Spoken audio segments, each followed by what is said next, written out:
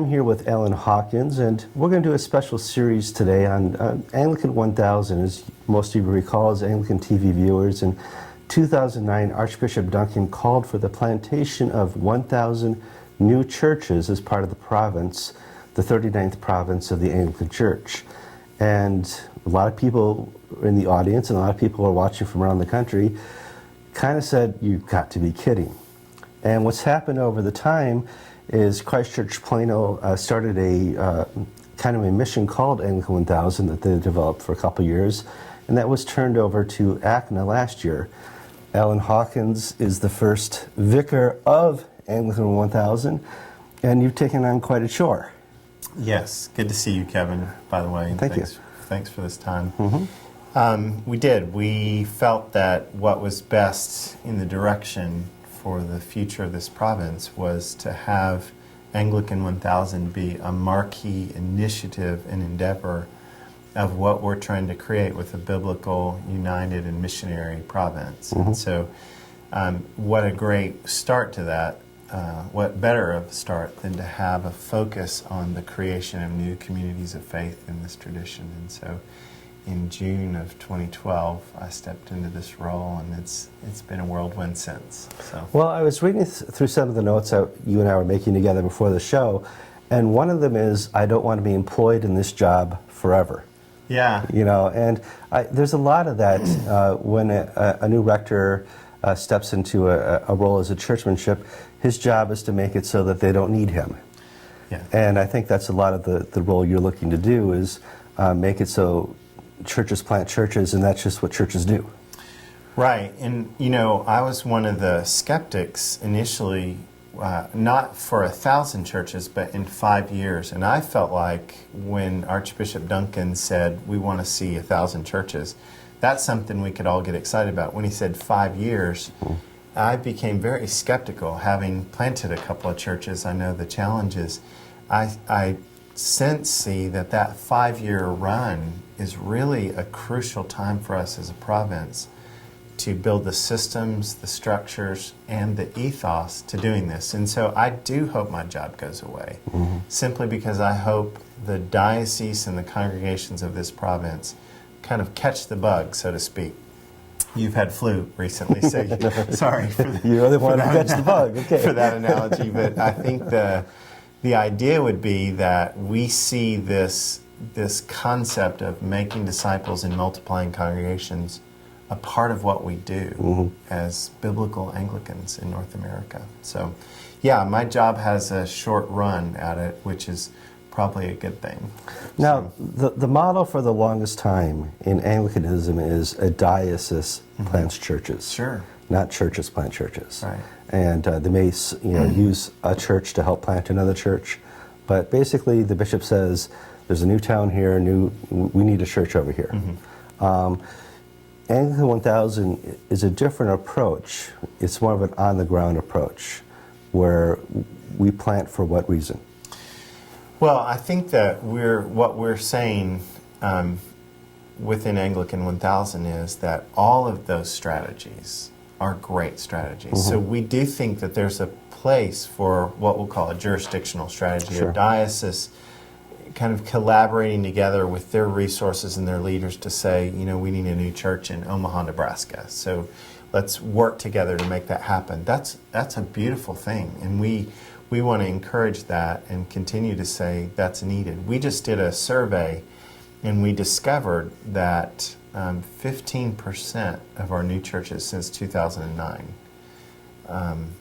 are mother-daughter plants, or intentional Congregation X sent out and sent up a group of folks and a leader to start a new congregation. So we need to grow in that strategy as well, the mother-daughter strategy. I think it's in our Constitution and canons, but we've had language, and depending on churchmanship issues, some people see the diocese as the local unit, and some people see the parish or the congregation or the church as the local unit. Fortunately, from our vantage point, we get to say all of the above. Go for it. Whatever works. Yeah, and so, those issues aren't going to be worked out easily over time. So we really think that it's better when all of those are engaged. There's another strategy, and that's what Canon William Beasley brings to the table with Greenhouse, which is the idea of seeing apprentice leaders or lay leaders, lay catechists released as well. And so we're trumpeting three major strategies: a jurisdictional, a mother-daughter, and an apprenticing strategy, and they all hybrid, and there's shades of all of them and everything. So. But the ultimate goal is not to plant churches, it's to transform lives. Yeah, I mean, the goal, the method of transformation comes through the creation of new communities of faith. And so we believe that one of the most effective tools for evangelism and discipleship is the creation of a new community of faith. And statistically, it's true, people who aren't connected to churches are more likely to engage with a church plant than with an established church. So, well, there's different, age groups sure. here in America, so to speak. You and I are the 40-ish. Yes. Okay, and in the 40s is kind of that mix of people who are attracted to the new and attracted to the old. But below our age, you do find those who are really attracted to something that's new. It's been built into them over this 21st century technology revolution and right. nouveau works. Right. But it's not the job of the church to make Jesus more placatable or not to sell Jesus. Right. We don't think our churches need to become marketers of religion. Right. But we also, at the same time, think that, if I became a missionary to India and I moved over to India, I would not try to import my American culture in the context of ministry that I'm doing. So one of the challenges that we have faced as a province is we're having to relearn what it means to be missionaries. And so by being a missionary province, we have to think, what is the culture? What is its assumptions? Why is it that vampires and zombies are popular genres right now? Well, there's actually some theology behind that. And so how do we use the things of the day to connect with the culture so they can understand it and not capitulate the historic truth of the gospel? And that's a challenge. It is. You don't want to have a zombie gospel. Now, in your role, you've come up with a plan, a three-phase plan, 1, 2, 3.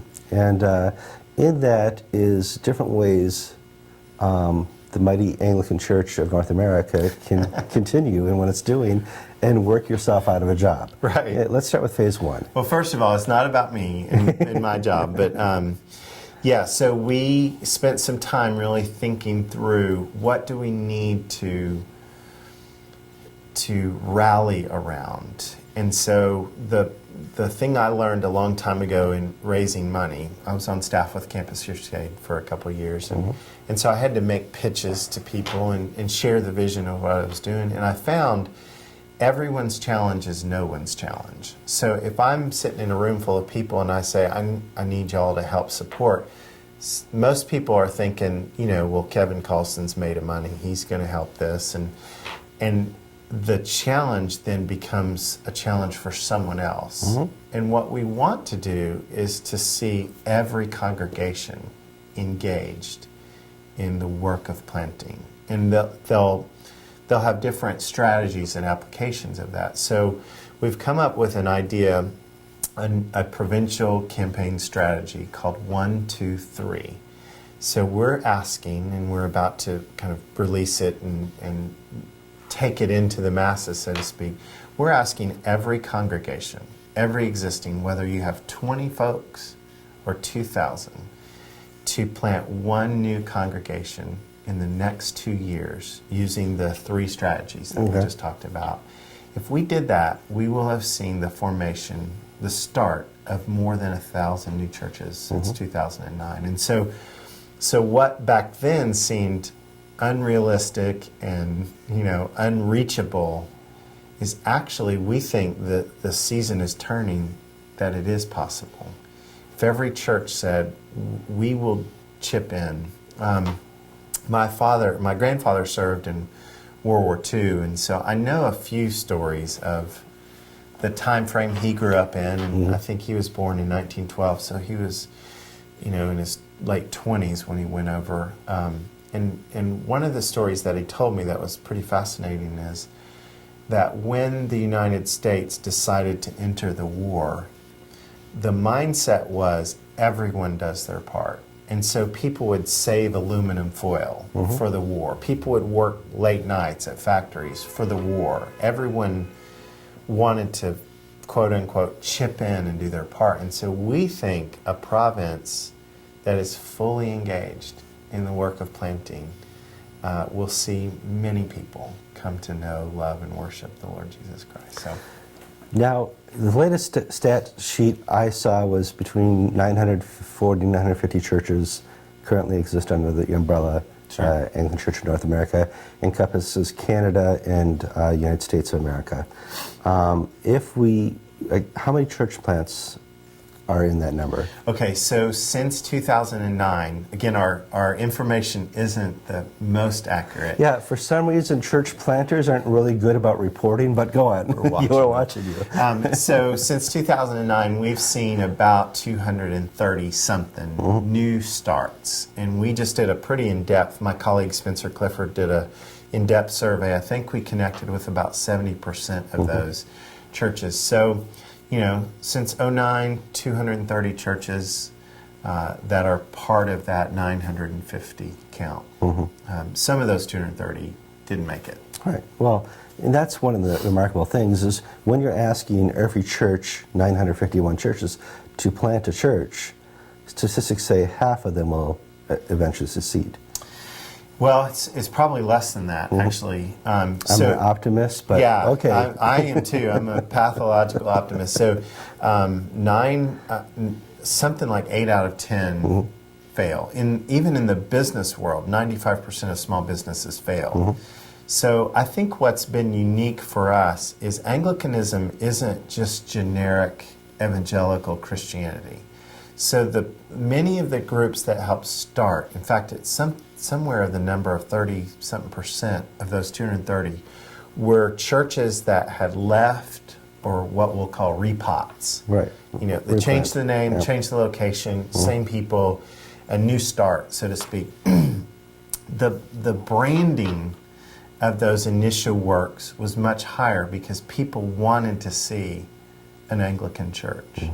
As that niche market runs out, so to speak, we'll start to be faced with a greater level of attrition, probably. But that's one of the reasons why we're really trying to catalyze dioceses so that the success rate, so to speak, is much higher because of the assessment and the equipping and the support. And that's true denominationally. As many denominations have gotten engineered towards helping planters better, it's followed, that the success rate has followed. It has. It's interesting because church planting we think of as a new phenomenon in the church. But it's nothing new. It's a first century concept. Right. But after a time it dies out, and does it die out because there's just too many churches in an area and it can't be reproduced? Or, for what reason does a body of believers stop planting churches? Well, I mean, there's certainly, as with, we're in our 40s, we're in a different life stage. Everything hurts now. Oh my gosh. But so yes. there's a natural innovation and plateau and decline life cycle to things. And so I think that when you have the mindset of a church as a physical plant, that this is where people come, then you only need a few of those in a community for a particular brand, right, so to speak. But if you see that there are so many subgroups, cultures, contexts, and church isn't necessarily defined as a structure, then there is constant work that can be done even in small town communities. Well, So, a lot of people think we're shooting in a show house. yeah. Ignore the background. We are actually here in Charleston, South Carolina, at the church St. Philip's. St. Philip's Church, Yep. St. And, Philip's Episcopal Church. The funny thing is, if you look out in an 8-block radius, there's 26 churches here. Right. Does Charleston, South Carolina need another church plant? Well, it just depends on how you define church plant. So if you define it as, we've got to erect this structure and, take a corner, then I don't know if Charleston, South Carolina necessarily needs that. But statistics being what they are, I bet Charleston probably has 60% of its population that is not connected to a local church. Sure. So now those numbers could be wrong. But in that regard, if everybody in Charleston decided next Sunday to show up and take a pew, this town's churches couldn't hold it. Right. So yes, I think there's a need for all kinds of churches and all kinds of new churches as well. So, and again, when you have different models, one of the models that existed early on in the church was the parish model, where you had usually a large church that had its facilities, but you had groups and congregations clustered around that related to it, and they didn't necessarily need all the accoutrements, Right. but they were doing gospel work. So it's a good question. Well, of course. You're only going to get good questions here. Right. On to phase 2. Yes. Phase 2 is an important part following phase 1. You're going to be doing a lot more groundwork now. Yeah.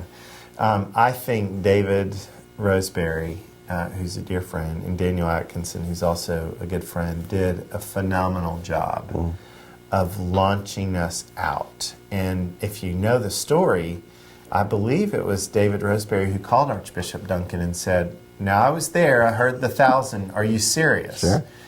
Then we need to get cracking on this." And so that first phase was really a shift for us provincially to change the subject, to make church planting not some phenomenon, but something that's natural and normal for the church. And so the summit really did that. It served as a cheerleading place, as a connection place. It brought in some leaders and folks who have worked in this umbrella, in this realm, and could bear witness and experience and expertise to us. So it was great, and I loved every summit. What I think is happening now is, and especially as I've traveled around, everybody's talking church planting. Everybody's saying, yes, we want to do that. We've caught the bug. Sure. Again, sorry. But how? And we need to be equipped at a different level than just a large conference gives us. And so what we've kicked into gear is some initiatives, and then certainly some regional events. So it'd probably be easier to talk about the initiatives first. Sure. When we talk about North America, us good old USA folks are very USA-centric. North America is Canada, the United States, and Mexico. And so there are demographic trends that are showing us it is not just one monolithic culture we're trying to reach. We're trying to reach every culture with the gospel. So one of the fastest growing segments of North American population is Hispanic speaking. I attended an event called Caminemos Juntos in Fresno, California.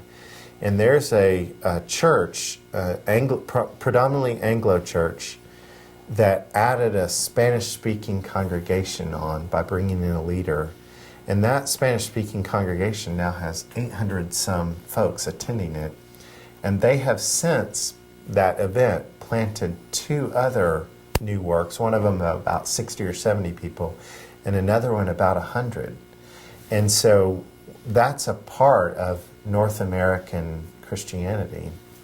So to that end, we've just translated the Constitution and Canons of ACNA into Spanish. Our Anglican 1000 website will have a parallel duplicate version in Spanish. So we're trying to catalyze the leaders who have a calling and heart and giftedness in that arena to do that.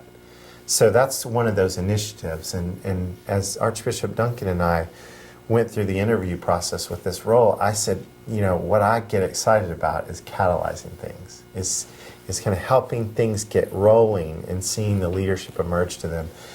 So the Hispanic initiative is a big one. We're having some conversations with some folks about an Asian ministry initiative. I mean, I think I read somewhere that South Korea has replaced England or the United States or something as one of the most prolific missionary sending countries in the world. The church, the home church facilities of South Korea are second to none. Yeah. The underground church of China is second to none. Right. And here, in unpersecuted North America, we have to really kick ourselves hard to get ourselves up in the morning and go plant a church. Right. Where when you're in a persecuted situation, it comes naturally. So provincially, given the context we're in, as North America, where should we be putting some of our church planting resources? Well, what we just learned from the last election is America is not a white nation. Amen. Praise God. Yeah, praise God. We're a nation that's going back to 1776, where we're made up of the Germans, made up of the Hispanics, Asians, Japanese. That we are a multicultural, united under a flag. We want to change that. We're a multicultural, united under Christ. Exactly. And how do we fulfill and meet the people who here are coming for economic resources? How do we provide them with spiritual resources? Right. So Anglican 1000 wants to invest or catalyze in some of those initiatives. And at the summit, for instance, we want to see every tribe tongue represented.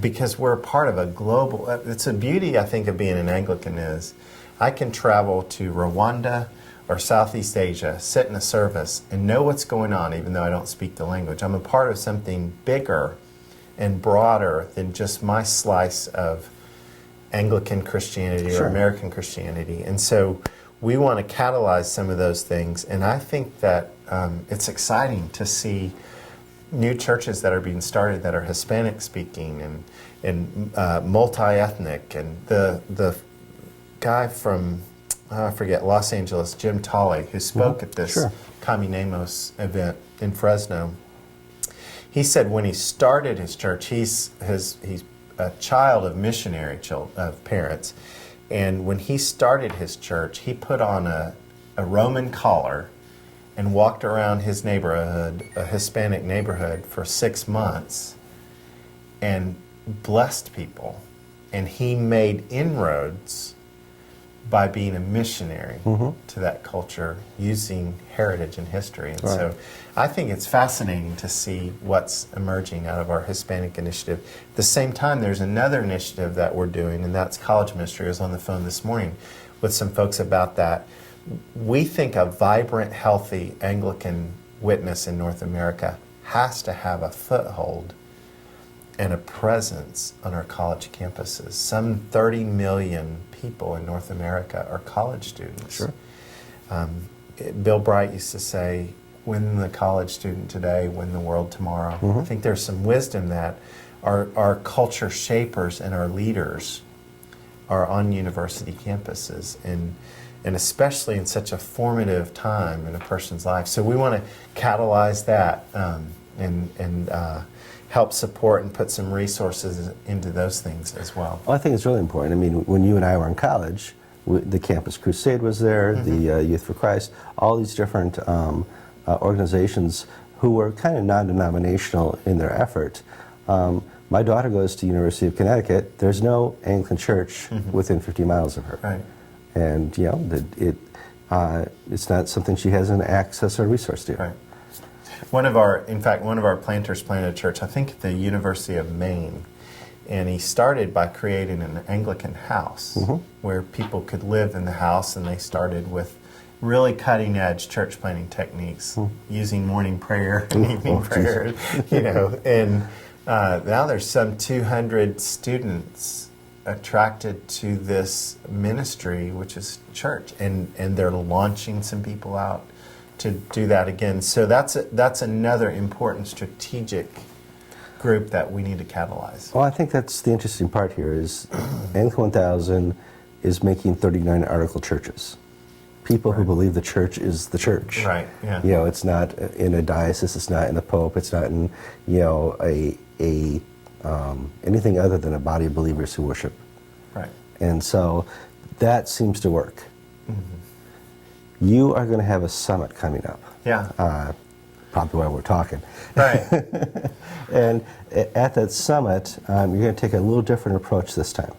What are you going to do? Well, one is we see the need for more time of learning and equipping. So there's a place, and a special great place for breakout sessions where you have a leader sharing what's going on. It usually lasts about an hour. They give you some information, and then connections happen after that. But because of things like these initiatives, and because of the kind of equipping that we need really to help people be effective in their context, we've created labs. So if you sign up, you're able to take a lab from a leader like Alan Hirsch, and they're capped at a certain attendance, I think 25 people. You have to pay extra to have that lab, but you get 3 hours in the room with an Alan Hirsch or a Todd Hunter or a Tom Herrick. Joel Scandrett is also doing one, where it's almost more like a class, a seminary class, or a learning experience where that leader is able to interface with your particular context and your particular questions. And I think that that's huge, because what I've found in these conferences, the provincial conference and the summits and that, is they're over like that. They are. It's you know, 7 speakers. Right. And the Archbishop says, go get them. Go get them. And so we want to provide some other moments for people to go. Okay. So we're challenged with this go get them moment, but we think that there needs to be a little bit more time for some people to work on some stuff. For instance, the college ministry, we're asking the folks, there's a list of 50 or 60 people who are interested in that, for them to take the college ministry initiative, which will be Tuesday afternoons, and they have a chance to wrestle with, get to know, work through, build relationships and connections for several hours. And I think that that's going to bear fruit. If we put that in one room for an hour, I just don't think that gives that the kind of attention and service that it needs. So we're trying to take a little bit different tack. Also, we moved the location. It's at Church of the Resurrection in Wheaton, Illinois. The brand new Church of the Resurrection. Right, and it's a phenomenal facility, and they're very excited. The churches of Chicago are very excited to host this, and I think it will put us in connection with a different population of North America. I know my travel up in Canada, they were very excited about this. It makes it a little bit easier for some of them to come this year. Well, it would be the most central location, but Chicago itself is about as multicultural as you can get. Exactly. The German population, the African American population. It's I think it really succeeds. Epitome. You know, of what you want to be. Now you're going to have not just people stand up and speak from a microphone. You're going to have breakout sessions. We'll have breakout sessions. We'll have initiatives, and you can see those on the website. And then we'll have labs. So it's a balance. And really, if you go to a lab, you're going to forgo attending some breakout sessions or some initiatives. But we're also going to video record every breakout session. And a few weeks after we've had time to process all that video, we'll put it on our website, because we don't want people to miss the excellent content that's going to be given in those things as well. You just came from the College of Bishops meeting down in sunny Orlando, Florida. That's right.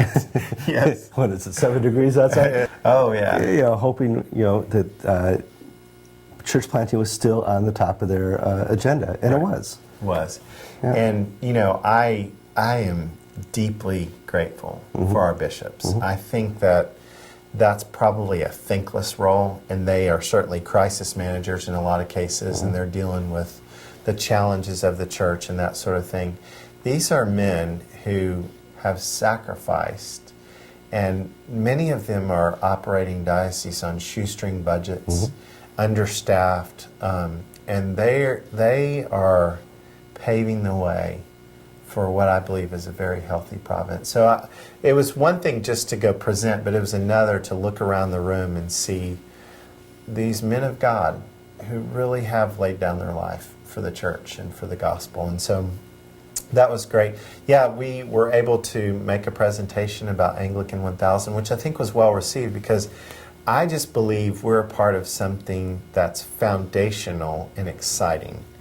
And I think our bishops have that mindset too. They want to see the kingdom grow. That's why they're in ministry. That's why they're working in the calling that they have. And so church planting in Anglican 1000's ethos is how can we help? Instead of here's what you all should be doing. It's a servant's heart that we want to have to come alongside, equip, encourage, and catalyze. And I'm finding bishops who are saying, we want you to come. We want the help. We want to grow. We want to see new people come to the Lord Jesus. And so that's a fun group to hang out. You wouldn't think so. A bunch of bishops, all the purple. They're supposed to be stuffy, and they love the Lord. Yes, and, it is. And that was clear my time there. And they love each other. I mean, I've been to so many Episcopal general conventions and events where there's so much distaste for each other. Right. When you go to a college of bishops with the Anglican Church of North America, it's a much different it is. Atmosphere. And they have some challenges with that to keep a very collegial approach to this, and that's the heart that I saw in many. It was fun, and then of course we snuck over to Disney World. Did you really? And had a good time there. So it was one of the perks of the trip. But I think it was well received. I think the provincial campaign strategy of 1, 2, 3 was also well received.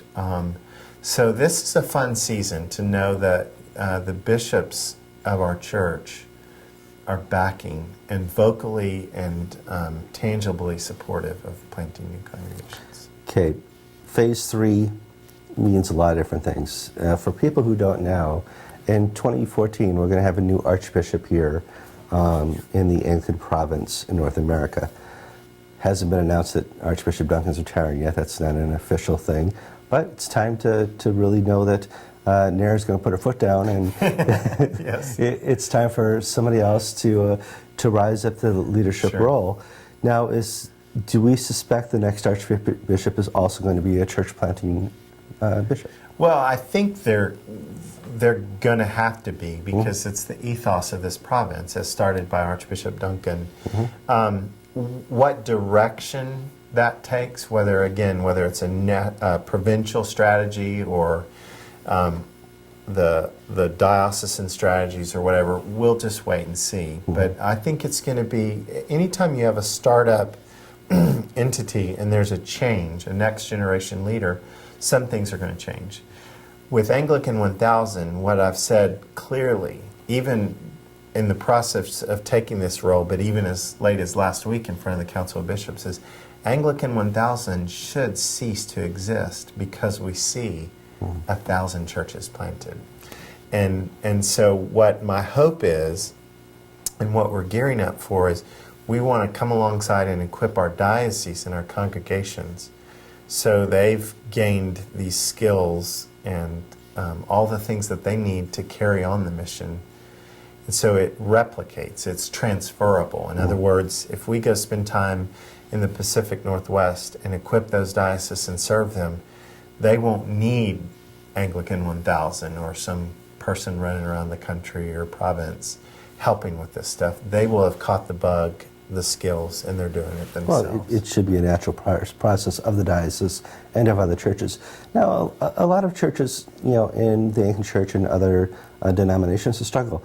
I can barely get 120 people on a weekend. How can I plant another church? Oh, great question. Why would we be planting other churches if I can't fill my own pews? And that's looking at this wrong. It is. Right. Yeah, so that's a product of our last cultural milieu, which was, I want something that blesses me and provides for me. And we want to serve people.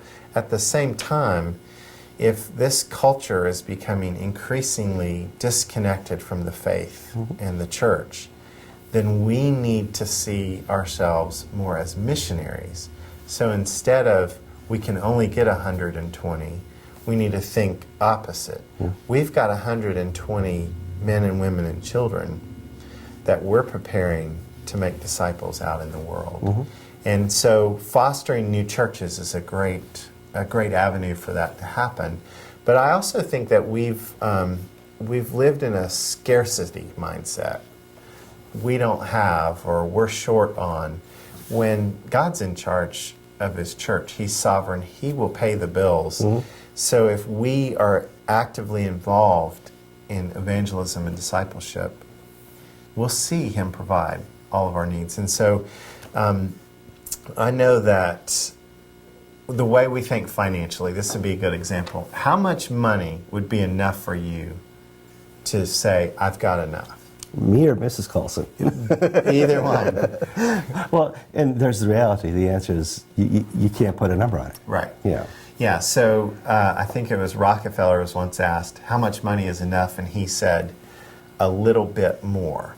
So for some churches, I've seen churches plant churches where they had 50 people and they launched a new church. That happened in Greensboro. We got up to about 60 or 70 and we sent out 30 people and we felt the loss, but we've since grown through that. So I think churches have to discern seasons and timing and the way to do things so it's healthy. You wouldn't want the baby to thrive when the mother is damaged and lessened and weakened and those sorts of things. So with church planting, I think they did a survey where pastors said if we had 20% more people, we would be ready to plant a church. Right. Well, I was just talking with Bishop Steve Wood, and he said, it's painful every time we've sent out people and a planter. But at the same time, God replaces that. You know? It is the ultimate loaves and fishes example, time and time again. Christ Church in Plano is a perfect example. They just started their 10th church plant. It's a great big church. They have the resources to do it, but they continue to do it. Right. They don't do one church plant and take 25 years to recover. Right. You know, they do one church plant, loaves and fishes miracle. Yeah. They do another one, loaves and fishes. Right. And you know, it's an operational faith that God expects of his church. Exactly. Is that if I'm asking you to go forth, I will give you the map, I will give you the resources. You know, the faith is in me. All you have to do is to take the step. Yeah, and I think that that's where coaching and discernment comes alongside to a church that might not be a Christ Church Plano or a Falls Church in Falls Church, Virginia model. To come alongside them and say, if you were to plant a church, what's the healthiest, best way to do this so both bodies thrive? And that's the kind of equipping that needs to happen by us, Anglican 1000, being more local, to have these sorts of conversations. That their bishops might not, you know, they might not understand this yet, and so we want to serve them so down the road, these conversations are happening diocesan-wide. So. Okay, phase 3. Phase 3 of Anglican 1000. Okay, you're sitting on your porch at home, retired, all is well. But the reality is you've set up a catalytic system where this continues to operate on a diocesan level, a church-to-church level, yet there's no place where we're going to stop here in America planting churches. Right. If we stop, somebody else will do it. Yeah, God has a habit of when the church or his people fail to do his work or fail to teach his truth, he raises up something else. So you could make the case that the Pentecostal charismatic movement that started in the early 1900s was God saying, okay, the church stopped doing mission, I'm going to raise up something else. So I think that every organization does have its seasons. If you know the story of the Dead Sea and the Sea of Galilee, this is a good analogy for us to hold on to. The Dead Sea has no exit. Everything collects and stays. And it's super highly concentrated salt water. Float forever. Nothing, there's no bacteria that, or probably very small amounts of it that thrive in that context. The Sea of Galilee is full of life, but it's got exit and entrance strategies all over it. So every church has to have some reinvigoration through renewal or mission to keep it healthy, Sure. keep it vibrant. And So that's what we hope to see. As we close out here, one of the biggest complaints or people say, and look, well, you want to plant 1,000 churches, but if you look at all the seminaries here in North America, no matter what brand of seminary, there's not 1,000 seminarians. So you're going to have to reach out beyond looking for the people who are graduating with their MDiv. You have to look into other places for resources and leadership. And available to you are lay people, bivocationals, ex-tech, what else? Well, that's a great question. So again, the harvest is plentiful, the workers are few.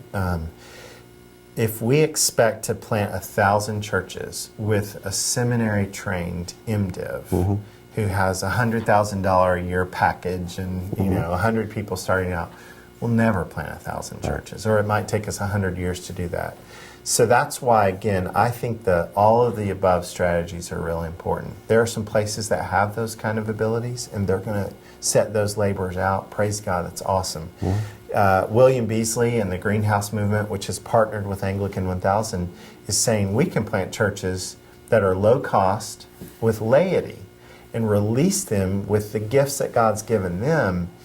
And as things mature and as God gives blessing, then we give credentialing. So we have to change our mindset a little bit to say we want healthy churches. So healthy leaders usually produce healthy churches, right? But those healthy leaders might not look like your normal church planting method. Absolutely. Seminary trained MDiv. But we do want rigorous theology to be present in our congregations and our leaders. So, and that's the whole interesting thing. You were just down in Orlando, is that they're working on a catechesis. They're working on all the things where we have the soundest starting block to work on. Right. And so that we're halfway down the road, the engine doesn't stall because we had the wrong theology. Exactly. And so if you know him, Jack Gabig is a gold mine. Sure. He's a treasure, and his heart, which he'll be a part of our regional events in some way, his heart is that we rediscover some of these old tools and apply them in this context and see effective ministry happen, because we're going backwards to go forwards. I think it's one of the, again, a beauty of where we're poised in North American Christianity with Anglicanism. It's why so many outside of our tradition leaders are saying, you all have a unique position. It doesn't mean we've got it all together and we're a superstar. Oh my God. It means we've got an ethos of incarnational ministry and these tools and this heritage, giants to stand on their shoulders, that we want to apply. And things like a catechism are a great tool to help people get started. Todd Hunter said a few years ago, one of the things that he does with disconnected, de-churched people is, instead of starting with propositional truth claims, which I love propositional, I'm a very logical thinking type, I love C.S. Lewis and apologetics, he doesn't start with those assumptions. He starts with the confession. And he says, here, read this confession every day and just think about it. And then in a month, we're going to get together and we're going to have coffee. Because of the truth of that stuff rattles around in people's minds and hearts. And they realize, I am broken. And I need to be made right. And this confession is an avenue for it. So I think that's what makes North American Anglicanism uniquely positioned. We're not the only ones doing it, and we're not the best and the brightest doing it, but we're a part of the movement of God to see new people come through church planting and mission. So, well, thank you for announcing your retirement. Amen. Amen. And we do ask Anglican TV viewers to go to the Anglican 1000 website. Those who are interested in attending this summit, please sign up and register. I hope that we don't bust Church of the Res completely. That'd be a great problem to have. If we want to fill up the hotels around it, that's great. Yes. The thing is that this is one of the last summits, and we really want to be sure that we equip the future leaders of Anglicanism as best possible, so that this is a job you don't have to keep repeating. Right. And we do want to invite all of you to come. Laity, clergy, youth ministers, college ministers, would-be church planters, people who've failed at church planting and want to start again. And so I think this is a great moment for us as a province to celebrate how God's been with us. So thanks, Amen. Kevin, so much. Thank you. Mhm.